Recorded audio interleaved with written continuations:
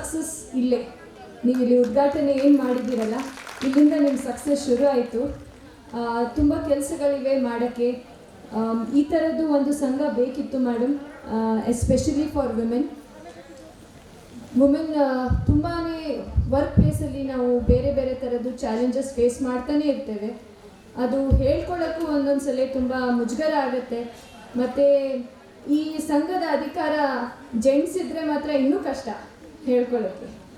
So ಹೆಣ್ಮಕ್ಳು ತಮ್ಮ problems ಹೇಳ್ಕೋಬೇಕಂದ್ರೆ ಒಂದು ಹೆಣ್ಮಕ್ಳು ಮುಂದೆನೇ ಮಾತ್ರ ನಾವು ಹೇಳ್ಕೊಳ್ಳೋಕ್ಕೆ ತುಂಬ ಈಸಿ ಅನಿಸುತ್ತೆ. ಮತ್ತು ಅವರು ಅರ್ಥ ಮಾಡ್ಕೊಳ್ತಾರ ಅಂತ ನಮಗೆ ಒಂದು ಭರವಸೆ ಇರುತ್ತೆ. ಯಾವುದೇ ಪ್ರಾಬ್ಲಮ್ಸ್ ಬಂದಾಗ ನಮ್ಮ ಫ್ಯಾಮ್ಲಿ, ನಮ್ಮ ಬ್ಯಾಕ್ಗ್ರೌಂಡ್, ನಮ್ಮ ಜಾಬಿಗೆ ಏನಾಗುತ್ತೆ ಅಂತ ತುಂಬಾ ಸಹಿಸ್ಕೊಂಡು ಹೋಗ್ತಾ ಇರ್ತೇವೆ ಅಲ್ವಾ. ಯಾವುದೇ ಇನಿಷಿಯಲ್ ಸ್ಟೇಜಲ್ಲಿನೇ ನಾವು ಅದಕ್ಕೆ ಧೈರ್ಯವಾಗಿ ಎದುರಿಸ್ಬಿಟ್ರೆ ಅದು ಮುಂದುವರಿಯಲ್ಲ. ಬಟ್ ಎಷ್ಟೋ ಸಲ ನಾವು ತುಂಬಾ ಸಹಿಸ್ಕೊಂಡು ಹೋಗ್ತಾ ಇರ್ತೇವೆ, ಯಾಕಂದರೆ ಮರ್ಯಾದೆ ಪ್ರಶ್ನೆ ಅಂತ. ಅದಕ್ಕಾಗಿ ನಮ್ಮದು ಒಂದು ವಿಂಗ್ ಇದೆ, ಅಕ್ಕಾಪಡೆ ಅಂತ. ಇದು police patrolling force, women police patrolling force. ಇಲ್ಲಿ ನಮ್ಮ ಹೆಣ್ಮಕ್ಳು ಏನು ಮಾಡ್ತಾರಂದರೆ, ನಿಮಗೆ ಯಾವುದೇ ಥರದ್ದು ತೊಂದರೆ ಇದ್ದರೂ ಪೊಲೀಸ್ ಸ್ಟೇಷನ್ಗಂತೂ ಹೋಗೋಕ್ಕೆ ಹೆದರ್ಕೊಳ್ತೇವೆ.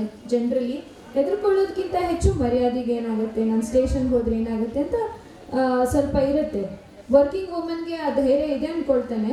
ಬಟ್ ಅದು ಸಹ ನಿಮಗೆ ಯಾವುದೇ ಥರದ್ದೇ ಮುಜುಗರ ಇತ್ತು, ಹೇಳ್ಕೊಳಕ್ಕಾಗ್ಲಾರ್ದಂಥ ಪ್ರಾಬ್ಲಮ್ಸ್ ಇದ್ದಾಗ ನಮ್ಮ ಅಕ್ಕಂದಿರು police constable, women police constable, ನೀವು ಎಲ್ಲಿರ್ತೀರೋ ನೀವು ಇದ್ದಂಥ ಜಾಗಕ್ಕೆ ಬಂದು ಅವರು ಕಾನ್ಫಿಡೆನ್ಷಿಯಾಲಿಟಿ, ನಿಮಗೆ ಆಗುವಂತಹ ತೊಂದರೆಗಳನ್ನು ಗೌಪ್ಯವಾಗಿಟ್ಟು ನಿಮಗೆ ಆದಷ್ಟು FIR ಮಾಡಲಾರ್ದೆ ಒಂದು ಸೊಲ್ಯೂಷನ್ ಮತ್ತು ಒಂದು ಸೆಕ್ಯೂರಿಟಿ, ಒಂದು ಸೇಫ್ಟಿ ಕೊಡಬೇಕಂತ ಈ ಪ್ರಯತ್ನ ಇದೆ.